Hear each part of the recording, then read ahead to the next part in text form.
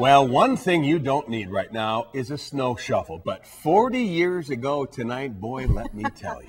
News 8 Now's Dave McKinley takes us back to what many still consider the biggest and baddest winter storm of all time in these parts. In this News 8 Then Extra, the blizzard of '66. It began on January 30th, 1966, but by the time its fury peaked just one day later, it had already claimed the dubious title of the worst of all time. Those who remember it will never forget. The storm was probably the scariest thing I had gone through in my lifetime. It's more snow than I've ever seen. We had snow up to our living room windows. And our cars were buried underneath the snow. Thousands of travelers were stranded, and many forced to abandon their cars wherever they could. The city was shut down, as you couldn't go anywhere except by foot. Walking down the middle of the street because there was no cars moving anywhere. The storm gave school kids an unexpected week's vacation, and for some, an opportunity. I made more money in that week shoveling driveways than I'd seen in my life. Of course, his life had only spent 11 years at the time. But rest assured, my mother took 90% of it and put it in the bank. It took 5 days to get most streets even passable, and to get the cars that were abandoned on the expressways removed once they found them. By that time, problems began cropping up at downtown hotels, which had run out of booze, making their guests that much more eager to get out of town. Still, because kids couldn't go to school and their parents couldn't go to work, like many a youngster at the time, Mayor Duffy now looks back on the blizzard with a sense of fondness. Great family time. Locked ourselves pretty much in during the bad weather. And oddly, someone who spent most of the last year strongly disagreeing with Duffy on most everything agrees with him on that note. Spent more time at home with my family, and it was an enjoyable period of time. Still, it was the type of storm most of us would never care to see again.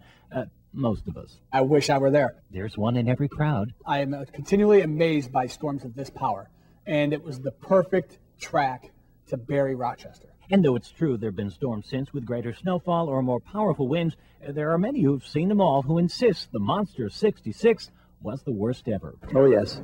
Yeah, by far. And Hetzko won't argue. True blizzard by definition. I would put '66 top 3. Easy in Western Europe, top 3. For a couple reasons. Hetzko notes correctly, conditions leading up to the storm helped propel it to its place in history. You got to remember 6 days before that, we had about 18 inches of snow. It was also brutally cold, meaning what was there stayed there, to be exacerbated further by what was to come with little warning. The difference now is I could probably tell you that storm's coming 3 or 4 days out. Back then, it was probably a day max. Forecasters had not the computer models of today at their disposal. Satellite imagery was in its infancy, a radar somewhat crude by today's standards. So all we relied on back then were people reporting about the storm. Still, despite what's currently at his disposal, even today, a storm this big, you can't predict. These storms are so exceptional and so rare that they're very hard to predict. To that scope, it's a once every 30-year storm, perhaps 50 years.